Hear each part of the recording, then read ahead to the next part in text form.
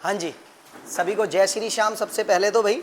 और आशा करता हूँ कि आप सभी मस्त होंगे और स्वस्थ होंगे। और जैसा कि आप जानते हैं कि हमारा टॉपिक चल रहा था मेवाड़ के गुहिल शासकों के बारे में हम चर्चा कर रहे थे, मेवाड़ राजवंश के बारे में चर्चा कर रहे थे। और हमने मेवाड़ राजवंश के बारे में चर्चा करते हुए हमने पीछे के वीडियो के अंदर हमने पढ़ लिया था क्या, रावल रतन सिंह को हमने क्या करना है, शुरू करना है। और हमने ये पढ़ लिया था कि समर सिंह के कितने बेटे थे, 2 बेटे।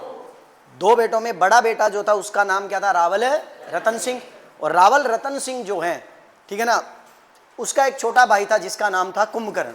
और कुंभकर्ण जो है वो कहाँ चला गया था, नेपाल। और वहां जाकर उसने गुहिल राजवंश की क्या कर दी थी, स्थापना कर दी थी। और रावल रतन सिंह जो है वो अपने आप में फिर मेवाड़ की गद्दी पर आकर बैठते हैं, चित्तौड़ की गद्दी पर आकर क्या हो जाते हैं, बैठ जाते हैं। तो चलिए शुरू करते हैं। आज हमारा अपना शासक जो है वो कौन है भाई, रावल रतन सिंह, ठीक है ना। इसके बारे में मैंने आपको पहले कुछ लिखवाया था, थोड़ा बहुत, कुछ भी नहीं लिखवाया। चलिए ठीक है, रावल रतन सिंह। और रावल रतन सिंह का समय जो है वो लिख लीजिएगा आप, 1302 से लेकर 1303 तक, 1302 से लेकर 1303 तक, ठीक है ना, ये ध्यान रखेगा, 1302 से लेकर 1303 तक, ये लीजिए, 1302 से लेकर 1303 रावल रतन सिंह। इसमें पिक्स वगैरह वो हटा दी क्या, डाली भी नहीं है ना, ये देखो यार, मैंने कहा था ना, पिक्स कहाँ है वो पीडीएफ में, आज ही तो जरूरत थी उसकी। फिर हाँ डाल दो, कोई दिक्कत नहीं है, जितनी देर में बात कर रहा हूँ मैं इनसे। हाँ देखिए, हम बात करेंगे रावल रतन सिंह के बारे में। तो सबसे पहले हम रावल रतन सिंह की कुछ खूबियों के बारे में जान लेते हैं, जितनी देर में अपनी पीडीएफ भी क्या हो जाती है, सेट हो जाती है।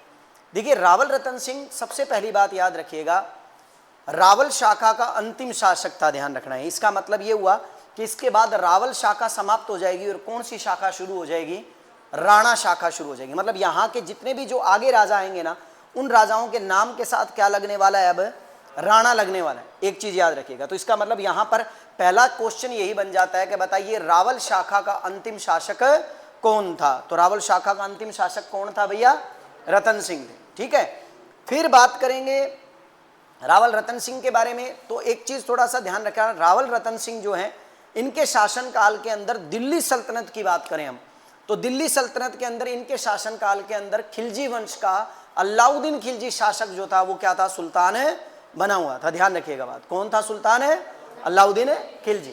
तो थोड़ा सा ये ध्यान रखिएगा, अलाउद्दीन खिलजी जो है, हाँ ये महल वगैरह जो है ना, हाँ ये सारी चीजें, बेस्ट, थैंक यू भाई, बहुत बहुत थैंक यू। चलिए, अब जैसा कि जो बातें मैंने आपको लिखवाई हैं, मैं उन बातों को थोड़ा एक बार यहाँ लिख देता हूँ। सबसे पहले मैंने क्या बताया आपको कि यह रावल शाखा का क्या है भैया, अंतिम शासक है।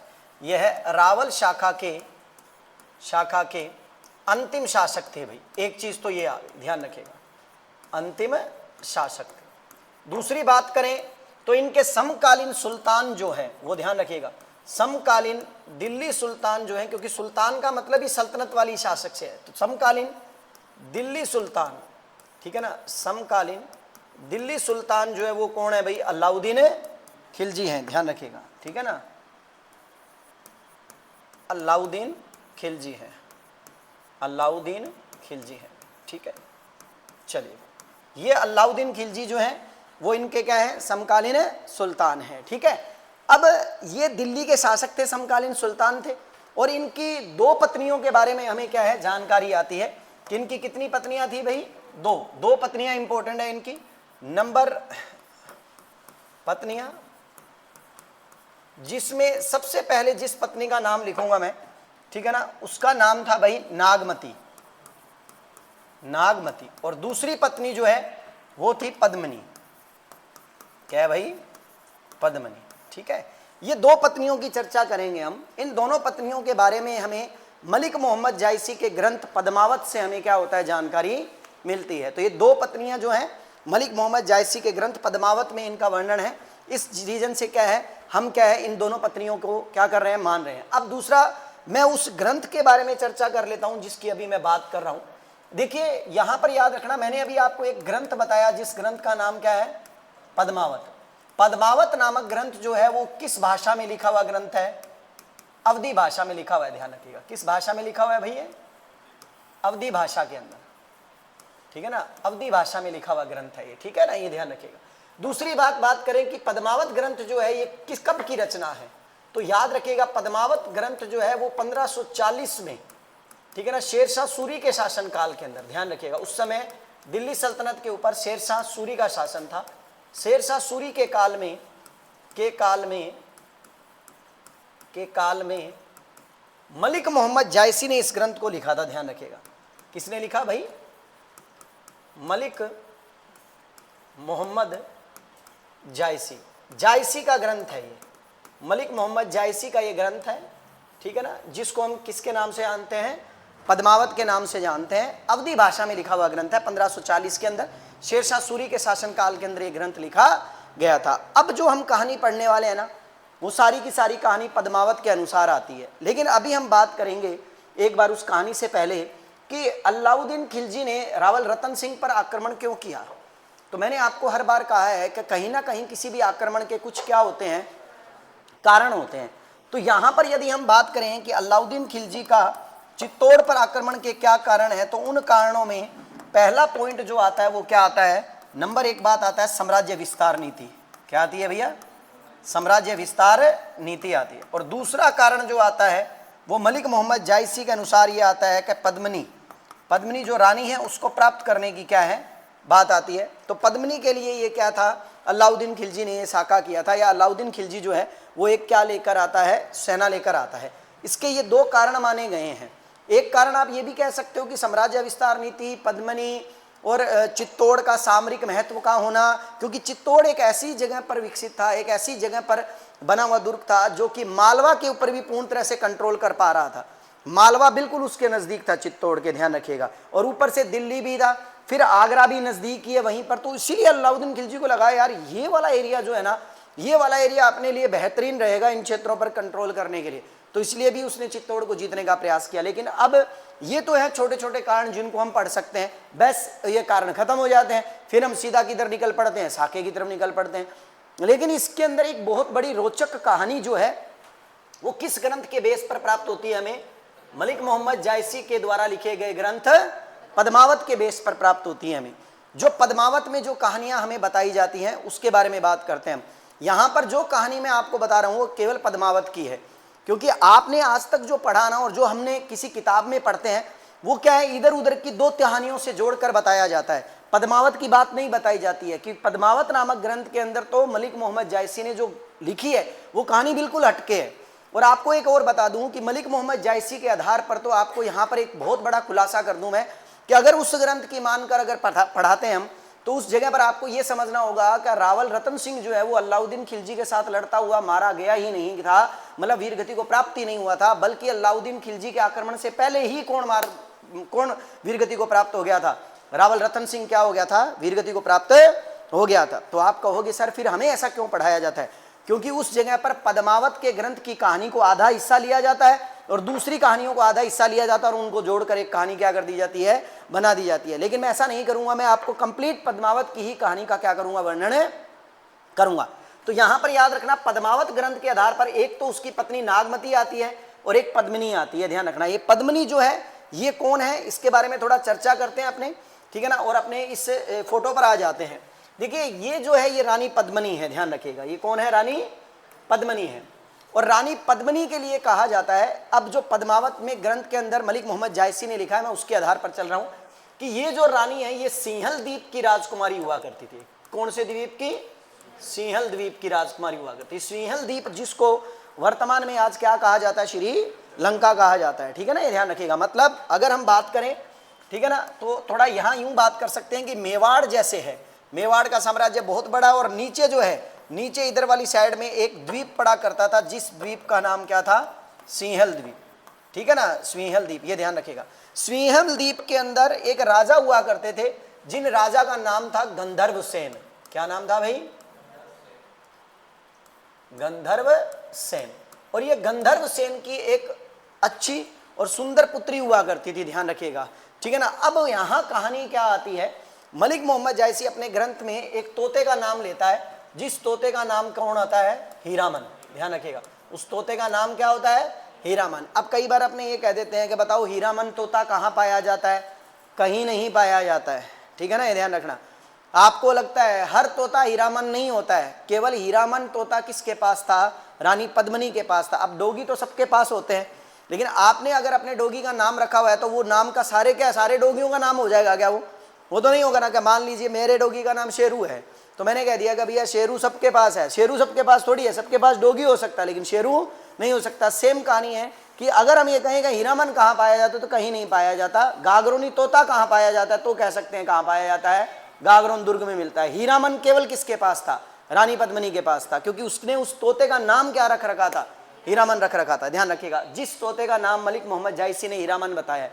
ये कहता है ग्रंथ के अंदर कि रानी पद्मिनी सिंहल द्वीप की राजकुमारी हुआ करती थी। माता का नाम कमलावती था, पिता का नाम गंधर्वसेन था, और इसके पास एक तोता हुआ करता था जिसका नाम था हीरामन, जो बिल्कुल हूबहू मानव की क्या किया करता था? बोली बोला करता था।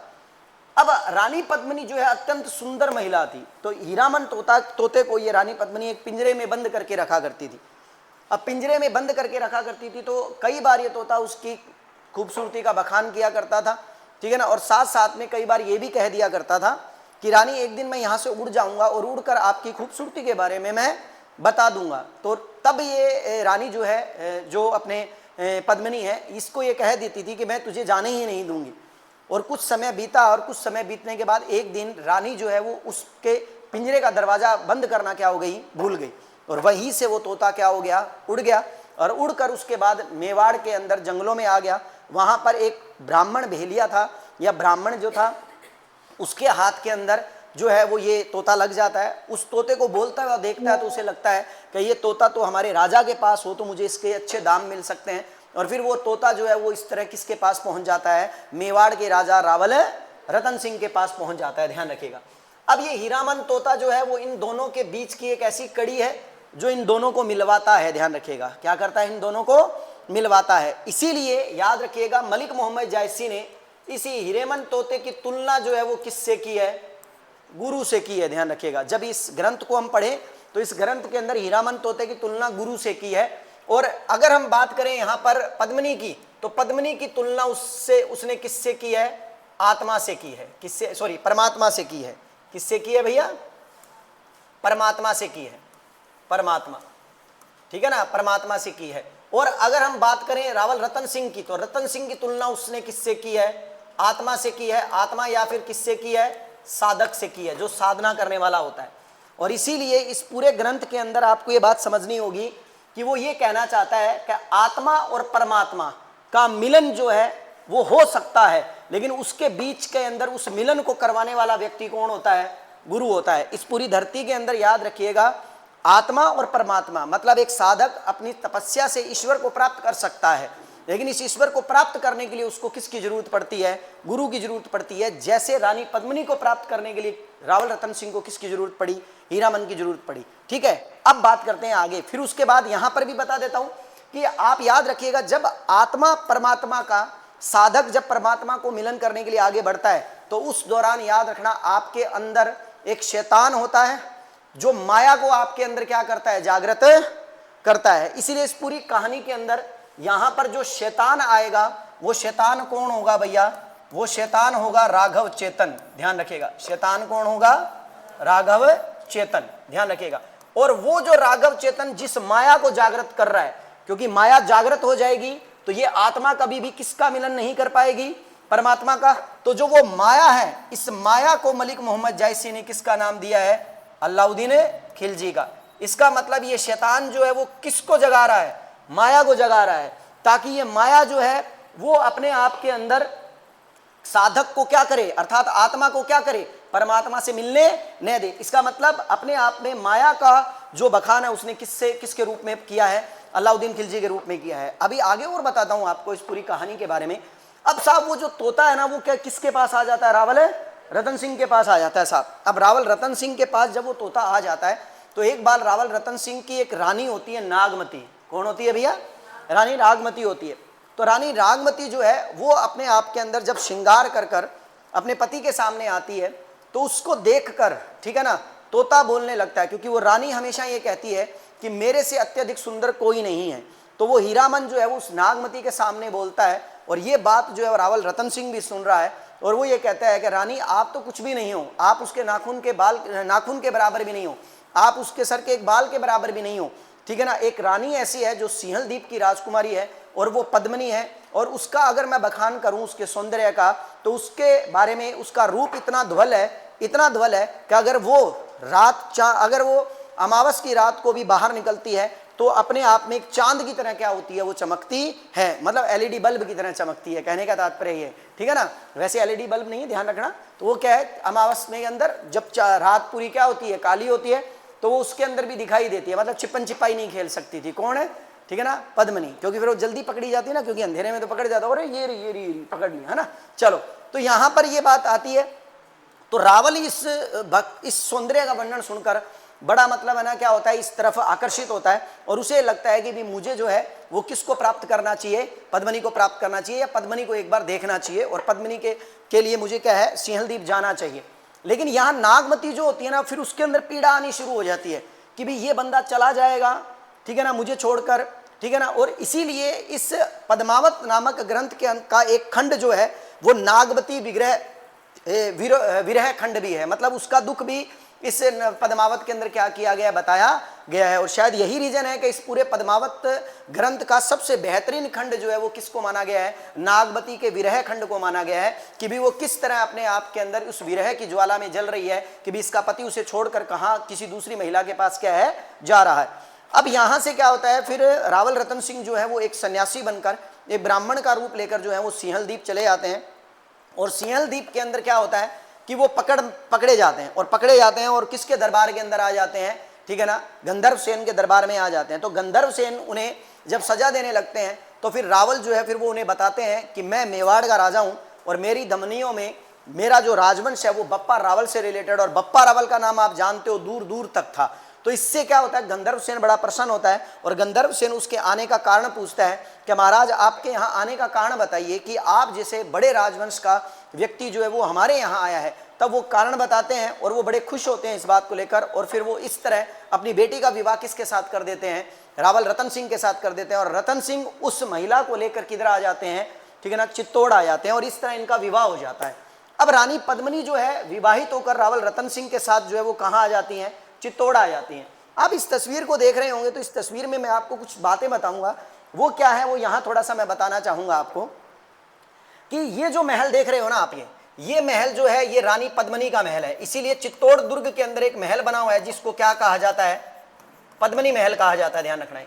और ये जो झरोका देख रहे हैं ना आप, ये वही झरोका है जिस झरोके के अंदर अलाउद्दीन खिलजी आया था, और उसने इस प्रतिबिंब के अंदर यहाँ पर क्या था, मतलब है ना, किसकी शक्ल देखी थी, रानी पद्मिनी की। और इस महल को कौन सा महल कहा जाता है, रतन सिंह का महल कहा जाता है। किसका कहा जाता है, रतन सिंह का महल। रतन सिंह का महल और पद्मिनी महल दोनों आमने सामने हैं, ठीक है ना। अब आप सोच रहे होंगे सर ये आमने सामने है तो पानी में क्यों है, एक ही मतलब है ना, घर के अंदर भी रह सकते थे। आपको यहाँ समझना होगा कि ये जो पानी है ना, इस पानी के अंदर आप ध्यान रखिएगा, बता देता हूं मैं आपको, इस पानी के अंदर क्या है, नीचे की साइड के अंदर, इस पानी के अंदर नीचे की साइड के अंदर एक सुरंग बनी होती थी, और वो सुरंग जो है ना वो इस तरह इस महल के अंदर जाती थी, और वही सुरंग जो है वो इस तरह नीचे के अंदर इस महल के अंदर जाया करती थी। अब आप कहोगे सर फिर पानी क्यों किया इन्होंने, सीधा भी तो रख सकते थे ना।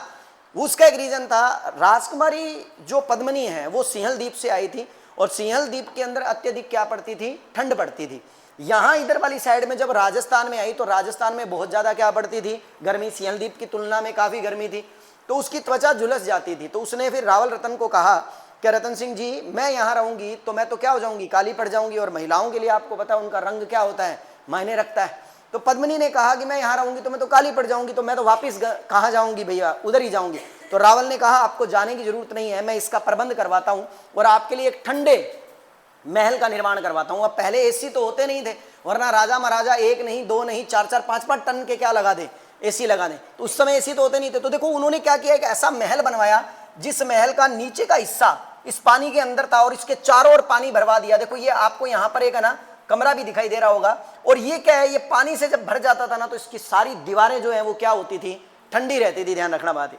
और इसी तरह से नीचे एक सुरंग होती थी, उस सुरंग के माध्यम से ठीक है ना। ये क्या थे, एक दूसरे से क्या हुआ करते थे, बातचीत कर लिया करते थे, मुलाकात कर लिया करते थे और अपने महलों में आया जाया करते थे। इस तरह से क्या था, एक मतलब है ना महल हुआ करता था। अब इसीलिए क्या हुआ कि ये कहा जाता है कि चित्तौड़गढ़ दुर्ग के अंदर पद्मिनी महल का निर्माण किसने करवाया। तो यहां बताओगे कि चित्तौड़गढ़ दुर्ग के अंदर पद्मिनी महल का निर्माण जो है वो किसके द्वारा करवाया गया है भैया, रावल रतन सिंह के द्वारा करवाया गया, जो उनकी पत्नी पद्मिनी थी उसके लिए करवाया गया था। ठीक है, चलिए भी यहां तक बात आ गई। अब साहब क्या होता है, वो यहां आ जाती हैं, उसके मतलब ना जो प्रबंध है जो रावल रतन सिंह कर देते हैं और इस तरह समय बीतने लगता है। बीतने के साथ ही यहां पर क्या आता है, एक दिक्कत उत्पन्न हो जाती है। दिक्कत क्या उत्पन्न होती है यहां से समझिएगा। अब यहां पर आपको स्टोरियां जो है वो क्या हो जाएंगी, चेंज हो जाएंगी। कहते हैं कि रावल रतन को एक अपने यहां पर इनके दरबार के अंदर ही एक व्यक्ति रहा करता था जिसका नाम था राघव चेतन। क्या नाम था भाई उसका, राघव चेतन। ये राघव चेतन जो है ये क्या था, तांत्रिक प्रवृत्ति का व्यक्ति था। और तांत्रिक प्रवृत्ति का व्यक्ति था तो राघव चेतन जो है वो क्या है, इस रानी पद्मिनी के लिए, इसकी शक्ल देखने के लिए, ठीक है ना, एक प्रकार से क्या था, उत्सुक था। लेकिन ये पकड़ा जाता है और रावल रतन सिंह जो है वो इसे चित्तौड़ से क्या कर देते हैं, बाहर निकाल देते हैं और उसको यहाँ से निकालने का आदेश दे देते हैं। लेकिन ये बात जो है रानी पद्मिनी को अच्छी नहीं लगती है और रानी पद्मिनी को लगता है कि ये उसके साथ गलत किया गया है, ठीक है ना, ऐसा उसके साथ नहीं करना चाहिए था। तो रानी पद्मिनी जो है वो इस तांत्रिक को बुलाती है, अर्थात राघव चेतन को बुलाती है और बुलाकर अपने एक सोने का कंगन देती है और उसको कहती है कि भी चलो ठीक है, राजा जी ने जो आदेश दिया वो आपको मानना पड़ेगा क्योंकि वो महाराणा है, मतलब रावल है, और आप जो है अपने लालन पालन के लिए और अपने मतलब ना रहन सहन के लिए इस कड़े का आप इस्तेमाल कर सकते हो। तो उस दौरान राघव चेतन किसकी शक्ल देखता है, रानी पद्मिनी की शक्ल देखता है। तो उस आदमी को रानी पद्मिनी का रूप इतना अधिक सुभाता है कि उसे लगता है कि अब मुझे है ना रावल से बदला लेना होगा, क्योंकि रावल ने मेरी बेइज्जती की है पूरे दरबार में और मुझे रावल से बदला लेने के लिए मुझे क्या करना होगा कि मुझे यहाँ पर दिल्ली जाना होगा। और दिल्ली का उस समय जो सुल्तान हुआ करता था वो कौन हुआ करता था भी, अलाउद्दीन खिलजी। कौन हुआ करता था, अलाउद्दीन खिलजी। इसका मतलब जो है अलाउद्दीन खिलजी के पास राघव चेतन जो है वो जाता है अब, और अलाउद्दीन खिलजी के पास जाकर राघव चेतन जो है वो किसकी बखान करता है, किसके सौंदर्य का बखान करता है, रानी पद्मिनी का। यहाँ पर मलिक मोहम्मद जायसी फिर लिखता है और वो ये कहता है कि रानी पद्मिनी की सौंदर्य का बखान सीधा डायरेक्ट नहीं करता है, वो अलाउद्दीन खिलजी के ग्रह नक्षत्रों को तो देखकर एक भविष्यवाणी करता है और कहता है कि अलाउद्दीन, मुझे पता है तुम इस पूरे क्षेत्र को जीतना चाहते हो, पूरे हिंदुस्तान को जीतना चाहते हो और हिंदुस्तान को जीतने के अंदर कुछ बाधाएं उत्पन्न आ रही है तुम्हें। और नो डाउट अलाउद्दीन खिलजी को हिंदुस्तान जीतने में अनेक बाधाएं उत्पन्न हो रही थी और उसने ये सपना भी लिया था कि मैं पूरे भारत को जीतूंगा, और इसलिए इसे दूसरा सिकंदर भी कहा जाता है अलाउद्दीन खिलजी को, ठीक है ना। भारत का सिकंदर भी बोलने का प्रयास किया जाता है क्योंकि इसने सिकंदर की तरह अपने आप को महान बनाने का प्रयास किया था। सिकंदर सानी के नाम से अलाउद्दीन खिलजी को जाना जाता है, ध्यान रखना, सिकंदर के समान, ठीक है। अब इस व्यक्ति को ये लगा कि भाई मुझे ये क्षेत्र जीतना है, तो उसने कहा कि आपके आगे जो अड़चने आ रही हैं ये सारी अड़चनें समाप्त हो जाएंगी यदि आपके ग्रह नक्षत्रों के साथ एक महिला के ग्रह नक्षत्र जुड़ जाएं, अर्थात जो वो अगर आपके साथ हो तो। उसने कहा भाई वो कौन, तो उसने नाम लिया भाई किसका, पद्मिनी का। किसका नाम लिया भाई, पद्मिनी का, कि भाई पद्मिनी नाम की एक महिला है, अगर वो आपके साथ हो तो उसके ग्रह नक्षत्र ऐसे हैं कि आपके ग्रह नक्षत्रों को वो अच्छा कर देगी और कहीं ना कहीं आप संपूर्ण भारत को क्या करोगे, विजय प्राप्त कर लोगे। अब साहब रावल रतन सिंह की पत्नी पद्मिनी के बारे में जब अलाउद्दीन खिलजी सुनता है तो अलाउद्दीन खिलजी को लगता है कि ये पत्नी जो है, ये महिला जो है वो किसकी होनी चाहिए, ठीक है ना, अलाउद्दीन की होनी चाहिए। तो अलाउद्दीन राघव चेतन से पूछता है कि उस महिला में ऐसा क्या है। तो यहां राघव चेतन जो है उसकी प्रशंसा करते हुए, उसकी सुंदरता का वर्णन करते हुए कहता है कि वो इतनी धवल है वो महिला कि जब अगर वो पान खाती है तो पान खाने के बाद जब वो पान की पीक अंदर गिरती है तो गले से जाती हुई भी क्या होती है, दिखाई देती है। अब आप सोच के देखो, ऐसा ऐसा सौंदर्य का वर्णन करते हैं कवि, ठीक है ना। अब इतना इतना सौंदर्य का वर्णन अगर कवि करेंगे तो इंसान अगर किसी भी प्रकार का है तो कहीं ना कहीं उसके अंदर तामसिक शक्तियां जो है वो क्या हो जाएंगी, जागृत हो जाएंगी। तो इस तरह का वर्णन जो है ना मलिक मोहम्मद जायसी ने अपने ग्रंथ के अंदर किया है। अब साहब यहाँ क्या होता है, फिर अलाउद्दीन खिलजी जो है वो समाचार भेजता है किसको, राघव चेतन को, और ये कहता है इसको, सॉरी, रावल रतन सिंह को, और कहता है कि भाई मुझे एक बार रानी की क्या दिखा दो, आप शक्ल दिखा दो। अब ऐसे थोड़ी शक्ल दिखा दें यार, ठीक है ना। और इस बात को लेकर सारे मेवाड़ सरदार जो हैं वो क्या हो जाते हैं, नाराज हो जाते हैं। यहाँ पर मैं आपको थोड़ी सी एक बात और बताना चाहूँगा, यहाँ ध्यान रखिएगा कि मैं इधर आपको जब इनके विवाह के बारे में बता रहा था तो विवाह के बारे में बताते हुए यहाँ बता दूँ, जब अलाउद्दीन खिलजी से पहले की बात है ये, ठीक है ना। जब रावल रतन सिंह का और पद्मनी का विवाह हुआ था, तो ध्यान रखना, पद्मनी और रावल रतन सिंह का जब विवाह हुआ तो उस विवाह के समय रतन सिंह और किसका विवाह भाई, रानी पद्मनी का, रानी पद्मनी का, ठीक है ना, रानी पद्मनी का, रानी पद्मनी का विवाह हुआ। तो यहां पर आपको समझना होगा कि रतन सिंह जब इसको वापिस ला रहा था अपने यहां पर, ठीक है ना, अपने घर मेवाड़, तो उस दौरान इस रानी पद्मनी के साथ ध्यान रखिएगा 2 लोग आए थे भाई, ठीक है ना। एक तो इसका चाचा था जिसका नाम था भाई क्या, गोरा, क्या नाम था, गोरा। एक तो इसका चाचा था जिसका नाम क्या था, गोरा, और एक इसका भाई था जिसका नाम था बादल। ध्यान रखना, जब इस तरह प्राचीन काल के अंदर अपनी किसी बेटी के साथ या अपनी किसी बहन के साथ कोई राजवंश जना कुछ लोगों को जब भेजा करता था, तो उन भेजे गए लोगों को याद रखना ओलुंदी कहा जाता था या ओलुंदा कहा जाता था। ओलुंदा क्या कहा जाता था भैया, ओलुंदा। इसका मतलब अगर आपसे कहा जाए कि बताइए पद्मनी के साथ कौन लोग ओलुंदा के रूप में आए, तो ओलुंदा के रूप में कौन लोग आए थे, ध्यान रखिएगा भैया, ठीक है ना। एक तो कौन आया था, गोरा आया था, और दूसरा कौन आया था भैया, बादल आया था, ठीक है। तो याद रखना, इसको ओलुंदा के नाम से क्या किया जाता है, जाना जाता है, ठीक है ना। वो आपने सुना होगा मारवाड़ी भाषा के अंदर एक गीत सुना होगा कि थारी याद सतावे थारी ओलू गणी आवे, ठीक है ना, याद सतावे थारी ओलू गणी आवे, है ना। तो ओलू गणी आवे मतलब, ओलू का मतलब यहाँ पर क्या होती है, याद भी होती है, ध्यान रखना आपको, ठीक है। तो यहाँ पर ओलुंदा जो है वो उन लोगों को बोला जाता था। अब ये तो हो गए पुरुष, जो पुरुष उसके साथ क्या कर रहे हैं, भेजे जा रहे हैं। लेकिन अगर मान लीजिए इसी रानी के साथ अगर कुछ महिलाएं भेजी जाएं, तो महिलाओं को क्या कहा जाता था, तो उन लड़कियों को डावरिया कहा जाता था, ध्यान रखना। जो इसके साथ इसके कामकाज के लिए जो लड़कियां भेजी जाती थी, उन लड़कियों को क्या कहा जाता था भैया, डावरिया। तो याद रखना, किसी रानी के साथ, ठीक है ना, जब 7, 8, 9, 10 साल तक की महिलाएं या लड़कियां जो हैं वो उसके कामकाज के लिए उसके साथ भेजी जाती थी, तो उनको डावरिया के नाम से क्या किया जाता था, जाना जाता था, ठीक है। अब साहब यहाँ पर गोरा और बादल जो हैं वो भी रानी पद्मिनी के साथ यहाँ आए हुए होते हैं। अब यहाँ पर देखते हैं क्या होता है। इधर अलाउद्दीन खिलजी जो है ये संदेशा भेजता है कि भैया रानी की शक्ल दिखा दो। तो यहाँ क्या है, इस बात को लेकर गोरा और बादल बड़े क्या हो जाते हैं, नाराज हो जाते हैं कि ऐसा नहीं होगा, हम मर जाएंगे, कट जाएंगे, लेकिन ऐसा होने नहीं देंगे, क्योंकि राजपूती आन बान शान की बात थी। और मैं हमेशा एक बात कहता हूँ कि कहीं ना कहीं इनके अंदर मरने का गुण था लेकिन झुकने का गुण नहीं था, ध्यान रखिएगा। मर सकते थे लेकिन झुक नहीं सकते थे, पुष्पा थे, मतलब झुकेगा नहीं, ध्यान रखिएगा बात ये, ठीक है। तो इसीलिए शायद है ना, इन्होंने ये स्पष्ट कह दिया कि हम इस तरह का कोई बात नहीं करेंगे। लेकिन ऐसा कहा जाता है कि एक राजा का एक फर्ज भी होता है, और राजा का सबसे बड़ा फर्ज केवल अपने परिवार के प्रति नहीं होता है, क्योंकि उसका परिवार केवल उस दुर्ग में रहने वाले लोग नहीं होते हैं, बल्कि उस पूरे क्षेत्र में रहने वाले लोग भी उसका क्या होते हैं, परिवार होते हैं। इसीलिए एक राजा का फर्ज ये भी होता है कि वो जितना हो सके उतना युद्ध को वो क्या करेगा, टालेगा। और अगर उसके बावजूद भी वो युद्ध को नहीं टाल पा रहा, तो अंततः फिर उसका क्या होगा, युद्ध होगा। तो कहीं ना कहीं इनको ये डिसीजन लेना पड़ा कि चलो एक बार क्या करते हैं, शक्ल दिखा देते हैं, लेकिन शक्ल भी जो है वो सूरत जो है वो डायरेक्ट नहीं दिखाएंगे, अपने इनडायरेक्ट क्या करेंगे, दिखा देंगे। तब क्या होता है कि इस जगह पर, ठीक है ना, ये प्रबंध होता है जो कि रतन सिंह का जो महल होता है, और इस खिड़की पर जो है वो कौन आती है, रानी पद्मिनी आती है। और उस जगह पर एक शीशा लगाया जाता है, और उस शीशे के अंदर, ठीक है ना, रानी पद्मिनी जो है वो किसकी शक्ल, रानी पद्मिनी की जो शक्ल है उस शीशे में कौन देखता है, अलाउद्दीन खिलजी। कहते हैं अलाउद्दीन खिलजी बेहोश हो जाता है शक्ल देखकर, मलिक मोहम्मद जायसी छींटे मारने पड़ते हैं, किसके, पानी के। वो खड़ा होता है, और उसके दिमाग में आता है, अरे यार अब रानी पद्मिनी तो चली गई अंदर भाई। अब उसके दिमाग में आता है कि यहाँ से निकल गए तो रानी हाथ आने वाली नहीं है। कारण है क्योंकि वो 1301 का साका देख चुका था, और वो जानता था कि राजपूत लोग मर जाएंगे और मरने के पहले महिलाएं क्या कर लेंगी, जोहरे कर लेंगी। तो इसीलिए वो कुछ हाथ आने वाला नहीं है, अलाउद्दीन खिलजी को ये बात मालूम थी।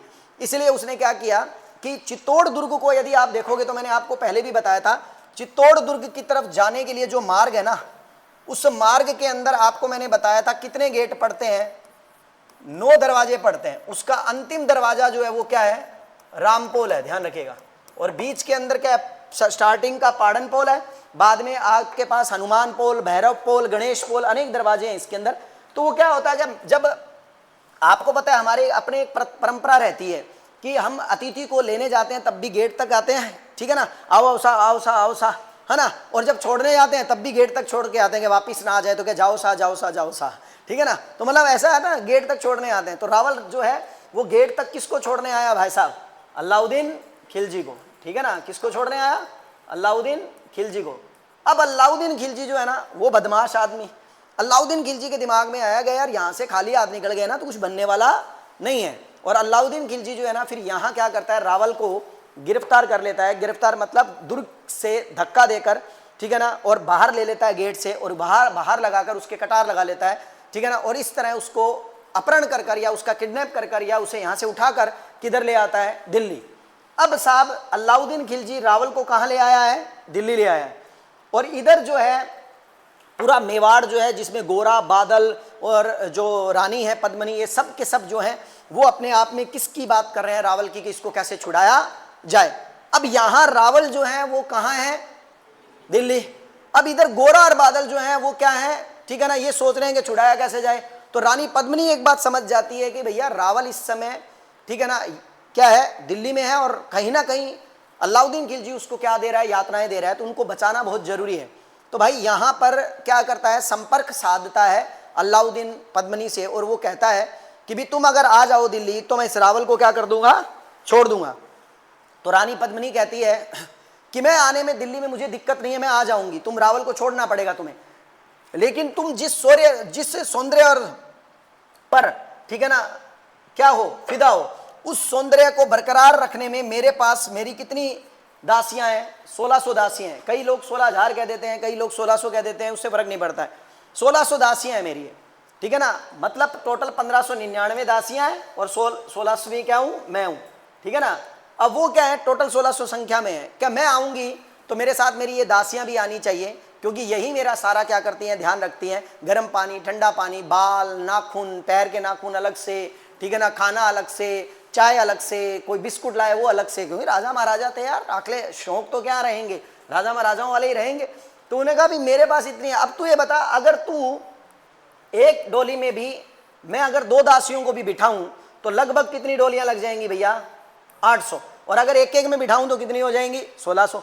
तो भाई इतनी डोलियां जो हैं, इतनी जो मतलब है ना बगियां जो हैं, या इतना जो मतलब है ना सिस्टम जो है वो आएगा, तो इसमें टाइम तो लगेगा, ठीक है ना। क्या तेरे पास ऐसी व्यवस्था है कि तू इनको सबको रख ले? अलाउद्दीन खिलजी के थोड़ा सा वो था ही, क्या दिक्कत है अलाउद्दीन, हम, ठीक है ना, आ जाओ, सबको ले आओ तुम।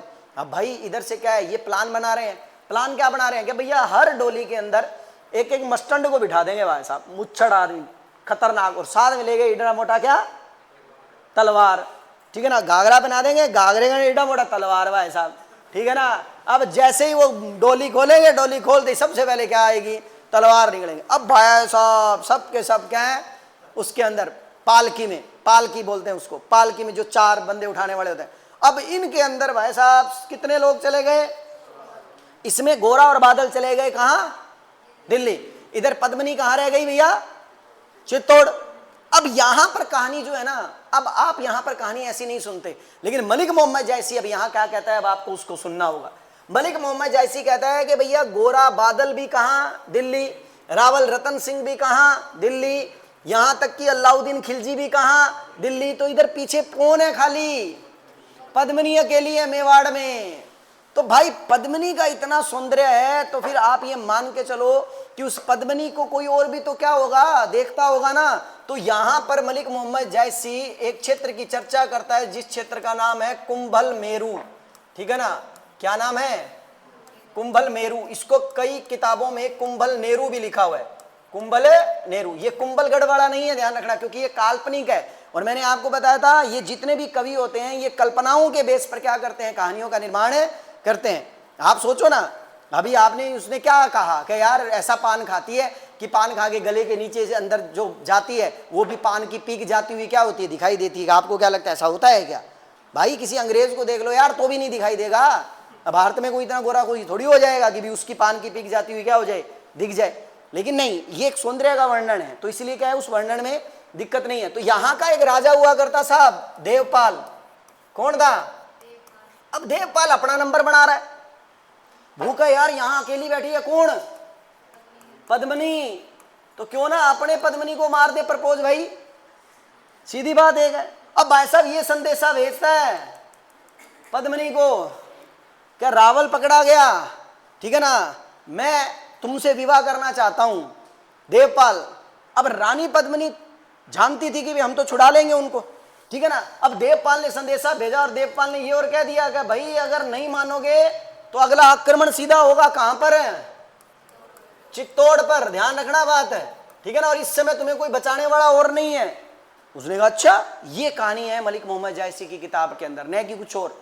अब इधर से क्या होता है, उधर गोरा और बादल जो है वो दिल्ली के अंदर रात्रि में हमला कर कर या वहां पर महिलाओं के भेष में जाकर वहां से किसको छुड़ा लाते हैं, किसको छुड़ा लाते हैं, रावल रतन सिंह को।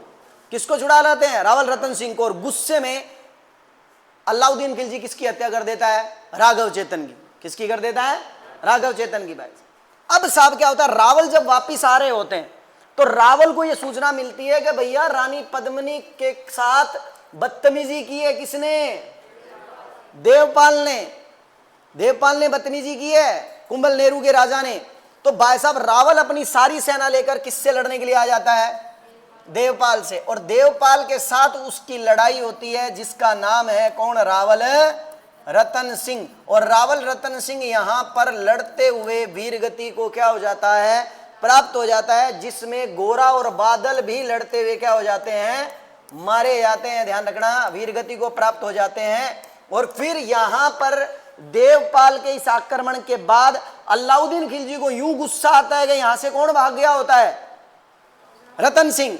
इसलिए अलाउद्दीन खिलजी भी अपनी एक सेना किधर भेज देता है, चित्तौड़ की तरफ, ठीक है ना। अब चित्तौड़ की तरफ अलाउद्दीन खिलजी की सेना को देखकर देवपाल पीछे हट जाता है और कहता बड़ंदे केण है। और इधर समाचार पद्मिनी को मिलता है कि रावल लड़ते हुए वीरगति को क्या हो गए हैं, प्राप्त हो गए हैं। और पद्मिनी जो है वो अपनी 16,000 दासियों के साथ या 1600 दासियों के साथ यहां पर क्या कर लेती है, जोहर कर लेती है। और अलाउद्दीन खिलजी जब चित्तौड़ पहुंचता है तब उसे केवल महिलाओं की क्या मिलती है, राख मिलती है। ये कहानी मलिक मोहम्मद जायसी के ग्रंथ किस में लिखी है भैया।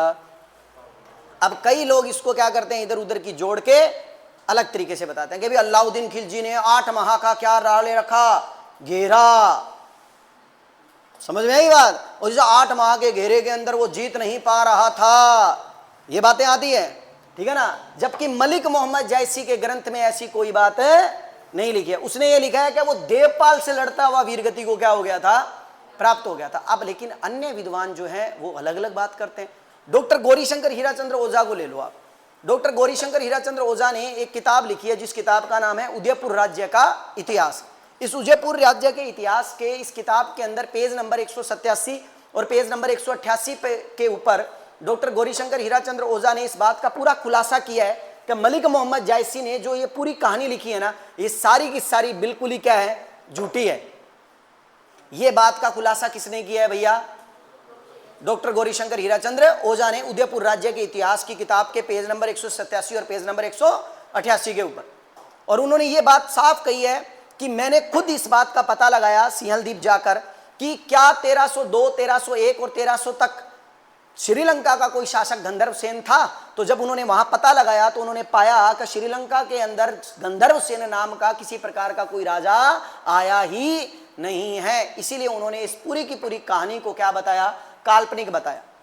और यहां पर इस पूरी कहानी के इस काल्पनिक पात्र के अंदर, ठीक है ना, यह भी बात आती है कि जो घटना 1303 में घटित हुई है उस 1303 की रचना के अंदर उस समय के समकालीन इतिहासकारों ने ऐसा कोई वर्णन नहीं लिखा।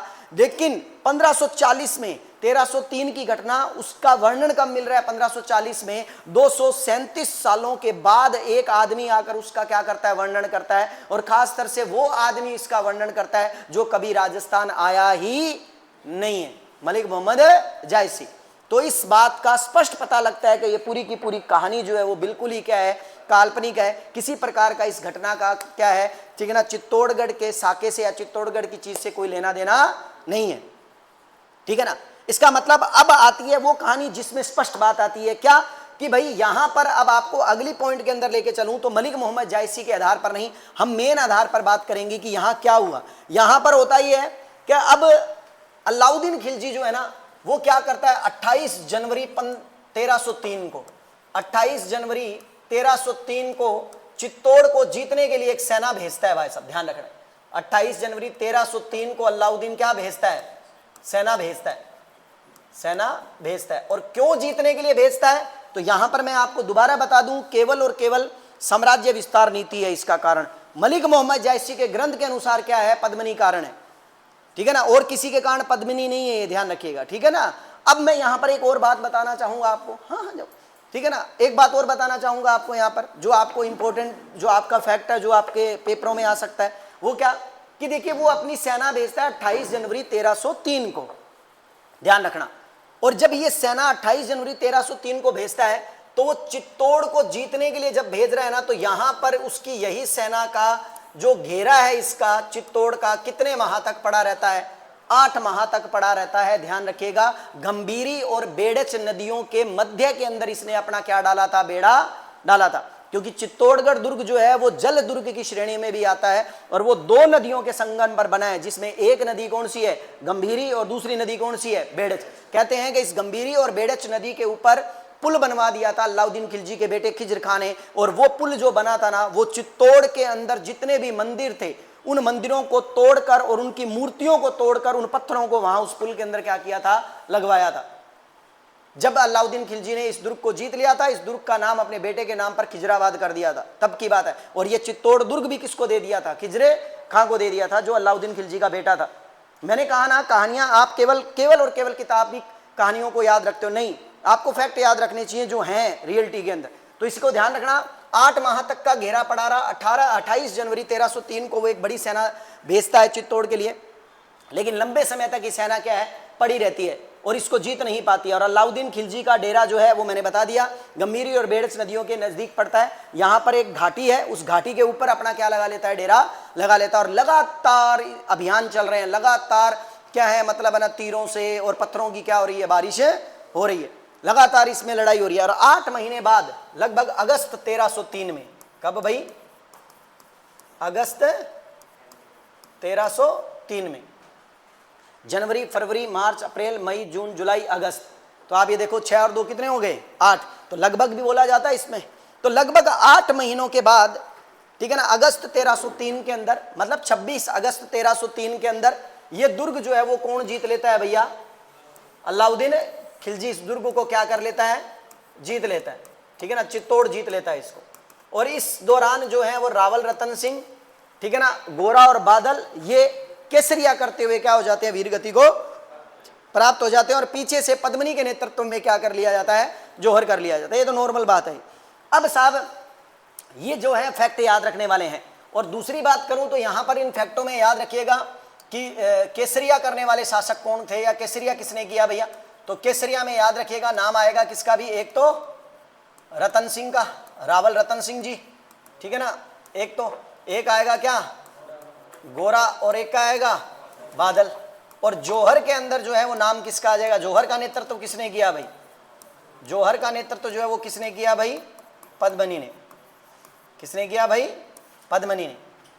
हालांकि मैं अगर आपको कुछ और रेफरेंस दूं, ठीक है ना, तो आपको जानकर आश्चर्य होंगे कि कुछ और ग्रंथ ऐसे भी हैं, जैसे तारीख फरिश्ता का ग्रंथ है, तारीख फरिश्ता ग्रंथ है, उसके अंदर ये कहा गया है कि पद्मिनी जो है रावल रतन सिंह की पुत्री थी। हाँ बताओ, लेकिन क्या है, मैंने कहा ना, जो कहानियां ज्यादा चर्चा में आ जाती हैं हम उसी को ही क्या मान बैठते हैं? सत्य मान बैठते हैं, और उसी चीज को ही हम क्या करते हैं? आगे प्रचारित करते हैं। अब आप एक चीज और ध्यान रखना, ये तो बातें आ गई इनकी, लेकिन इधर एक इंपॉर्टेंट बात ये रह जाती है कि इस अभियान में ध्यान रखना, अलाउद्दीन के साथ एके के साथ इस अभियान में अमीर खुसरो शामिल था। ध्यान रखना, इस अभियान में कौन शामिल था भाई? अमीर खुसरो साथ था। ध्यान रखिएगा, इसका मतलब रणथंबोर अभियान में भी कौन उसके साथ था? अमीर खुसरो। और चित्तौड़गढ़ अभियान में भी कौन उसके साथ था? अमीर खुसरो, ठीक है ना, ये दोनों टाइम में था अमीर खुसरो। ध्यान रखिएगा, अमीर खुसरो एके के साथ इस अभियान में अमीर खुसरो साथ था, ठीक है ना, या अमीर खुसरो था।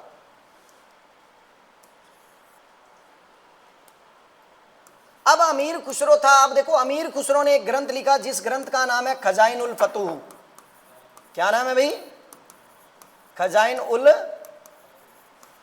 फतूह या फतूह, खजाइनुल फतूह। अब इस खजाइनुल फतूह को आप पढ़ लो, इसमें कहीं भी ऐसा नहीं लिखा कि अलाउद्दीन खिलजी ने किसके लिए आक्रमण किया है, पद्मिनी के लिए आक्रमण किया है। तो आप बताओ, मलिक मोहम्मद जायसी की घटना को हमने इतना प्रचारित कर दिया है कि बस हमें ये लगता है कि अलाउद्दीन खिलजी ने पद्मिनी के लिए, ऐसा कोई वाक्यात नहीं हुआ था, ऐसा कुछ भी नहीं हुआ था, केवल वो एक काल्पनिक घटना थी। लेकिन उसको लोगों ने, या आप ये मान लीजिए कि बताने वाले लोगों ने इसे इतना रोचक बनाया कि लोगों को लगने लगा कि यही सत्य है, इसके अलावा कोई और चीज सत्य नहीं है। ठीक है ना, तो ये थोड़ा ध्यान रखिएगा। अब एक चीज और, यहां पर अब अधिकार जो है वो किसका हो गया है चित्तौड़ पर, अलाउद्दीन खिलजी का। अलाउद्दीन खिलजी ने चित्तौड़ दुर्ग जीत लिया, ध्यान रखिएगा। और चित्तौड़ दुर्ग को जीतने के बाद इसका नाम अपने बेटे के नाम के ऊपर रख दिया और इसका नाम खिजराबाद कर दिया। इसका नाम क्या कर दिया, खिजराबाद कर दिया। चित्तौड़ का नाम जो है, इसका नाम खिजराबाद किया। और ये दुर्ग जो है वो अपने बेटे खिजर खां को सौंप दिया। ध्यान रखना, ये दुर्ग जो है वो किसको सौंप दिया भैया, खिजर खां को सौंप दिया। तो ध्यान रखिएगा, राजस्थान का सबसे ऐतिहासिक शाखा जो है वो किसको कहा जाता है, चित्तौड़ के शाखे को कहा जाता है, सबसे ऐतिहासिक शाखा है।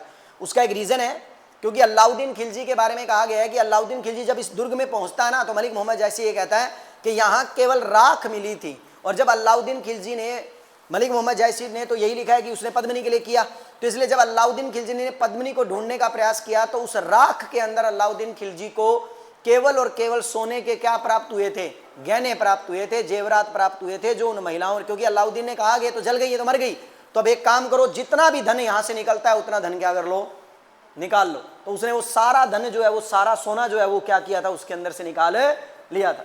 तो ये भी चीजें हैं जो हमें ये पढ़ते हैं कि भी हाँ, इस तरह से घटनाएं घटित हुई हैं और इस तरह से वो जीता है। और जीतने के बाद उसने चित्तौड़ दुर्ग अपने बेटे को दे दिया, जिसका नाम क्या था, खिजर खां।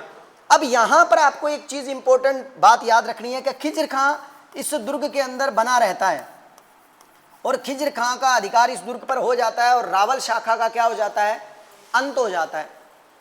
ठीक है ना, यहां ध्यान रखिएगा, रावल शाखा का क्या हो गया, अंत हो गया। लेकिन खिजर खां, जब अलाउद्दीन खिलजी की मृत्यु होती है ना, तो 1316 के आसपास खिजर खां को यह दुर्ग छोड़कर कहां जाना पड़ता है, दिल्ली। तो खिजर खां इस दुर्ग को जो है वो किसको सौंप देता है, मालदेव मूछला को सौंप देता है। और ये वही मालदेव मूछला है जिस मालदेव मूछला को उसने जालोर का दुर्ग सौंपा था, जो मालदेव मूछला कानड़ देव चौहान का क्या था, भाई था। जब मैंने आपको जालोर का साका करवाया था तब मैंने आपको बताया था कि जालोर का क्षेत्र जो है अलाउद्दीन ने जीतने के बाद, ठीक है ना, उसके भाई मालदेव मूछला को दे दिया था। और यही वही मालदेव मूछला जिसको मालदेव सोनगरा के नाम से भी जाना गया है, ये मालदेव सोनगरा जो है इस चित्तौड़ दुर्ग के ऊपर आकर बन जाता है। अर्थात चित्तौड़ दुर्ग खिजर खां ने जो है वो किसको दे दिया था आगे जाकर, मालदेव सोनगरा को। और आप चेक करो जालोर का साका कब हुआ, कौन बताएगा आप में से, 1308 में जालोर का, शाबाश, 1311 के अंदर। तो 1311 में हुआ, तो अभी मैंने कहा खिजर खां कब गया है, 1316 के आसपास। तो इसीलिए तो मालदेव मूछला को उसने वो दुर्ग दे दिया। ठीक है ना, क्यों, क्योंकि 1316 में अलाउद्दीन की मृत्यु हुई और वहां पर ये 3-4 साल जो है वो कहां क्या कर रहा है, जालोर पर शासन कर रहा है। तो खिजर खां को लगा कि ये बंदा जो है हमारा विश्वास पात्र है, इसने हमारे खिलाफ कभी कोई कार्रवाई नहीं की, तो चित्तौड़ वाला एरिया भी जो है वो किसके हाथ में दे देना चाहिए, हमें मालदेव को दे देना चाहिए। और इसलिए देखो जालोर के बिल्कुल नीचे चिपते ही कौन सा क्षेत्र पड़ता है, सिरोही और मेवाड़ वाला, पड़ता है कि नहीं पड़ता है। तो इसीलिए उसने इस क्षेत्र को उसके हवाले कर दिया था और वो यहां से निकल गया था। अब इस पूरी कहानी से, या इस पूरी कहानी में एक थोड़ा सा ट्विस्ट और आता है भाई, और वो ट्विस्ट क्या आता है कि डॉक्टर दशरथ शर्मा जो है ना, इस पूरी कहानी को जो कि मलिक मोहम्मद जायसी ने लिखी है, इसको ऐतिहासिक मानते हैं और ये कहते हैं कि नहीं, ये इतिहास के निर्माण में एक सहायक तत्व है और ये ऐतिहासिक कहानी है और हमें इसको क्या करना चाहिए, नजरअंदाज नहीं करना चाहिए। लेकिन डॉक्टर गौरीशंकर हीराचंद्र ओझा जो है वो इस पूरी कहानी को क्या मानते हैं, काल्पनिक मानते हैं, क्या कुछ नहीं है, ये राजा केवल क्या है, मतलब है ना, मलिक मोहम्मद जायसी ने इस अलाउद्दीन खिलजी के लिए ये एक पूरी कहानी बनाई है और उसने एक काल्पनिक कहानी का क्या किया, निर्माण किया है। और बिल्कुल सही है, इस पूरी काल्पनिक कहानी के अंदर आपको ये पूरा क्षेत्र ही नहीं मिलेगा कि ये क्षेत्र है कहां पर, ये क्षेत्र नहीं मिलेगा। दूसरी बात, वो डॉक्टर गौरीशंकर हीराचंद्र ओझा ने गंधर्व सेन नाम के राजा के बारे में जानकारी लेने का प्रयास किया, तो वहां भी गंधर्व सेन नाम का राजा नहीं था, कीर्ति निशुंभ ऐसे करके कुछ देव नाम का राजा था। इसका मतलब इसीलिए डॉक्टर गौरीशंकर हीराचंद्र ओझा ने स्पष्ट कह दिया कि ये पूरी की पूरी कहानी जो है वो क्या है, काल्पनिक है। ठीक है भैया, अब इन चीजों से ये सारी बातें क्लियर हो गई भी। और याद रखना, अमीर खुसरो ने अपने ग्रंथ के अंदर इस साके का क्या किया है, वर्णन किया है। लेकिन अब जैसा कि मैंने आपको शुरू में एक बात बताई, क्या कि ये जो पूरा ग्रंथ है ना, जो मलिक मोहम्मद जायसी का, इसको हम क्यों पढ़ते हैं? क्योंकि वास्तविक रूप में इसने अवधी भाषा में जो ये ग्रंथ लिखा ना, तो लोगों ने बहुत पसंद किया इसको। उसका एक रीजन था, क्योंकि मलिक मोहम्मद जायसी ने अपने इस ग्रंथ के अंदर कई चीजें क्या हैं, दी हैं। जैसे कि मैं बताऊं, यहां बात करें अपने, जैसे कि मान लीजिए यहां बात कर रहा हूं मैं क्या, चित्तौड़ की। किसकी बात कर रहा हूं? चित्तौड़ की, चित्तौड़गढ़ की, या चित्तौड़गढ़ दुर्ग मान लो, चित्तौड़ मान लो, कुछ भी मान लो। तो मलिक मोहम्मद जायसी ने अपने ग्रंथ के अंदर चित्तौड़ की तुलना जो है वो किससे की है? एक शरीर से की है। ध्यान रखना है, किससे की है? एक शरीर का प्रतीक माना है। उसने कहा कि ये शरीर का प्रतीक है। फिर उसके बाद मैंने आपको एक बात बताई थी कि इसके अंदर, ठीक है ना, रावल रतन सिंह जो है, रावल रतन सिंह, रावल रतन सिंह को उसने क्या माना है? साधक माना है। क्या माना है? एक साधक। ठीक है ना, एक साधक कहा है रावल रतन सिंह को, जो कि अपने आप के अंदर मन और आत्मा के रूप में भी है, कि भी साधक जो मन और आत्मा के रूप में है। तो साधक मन और क्या माना है उसने?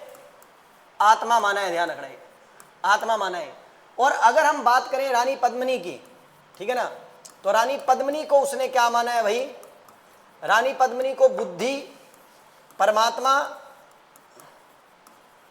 बुद्धि और क्या माना है? परमात्मा माना है भाई।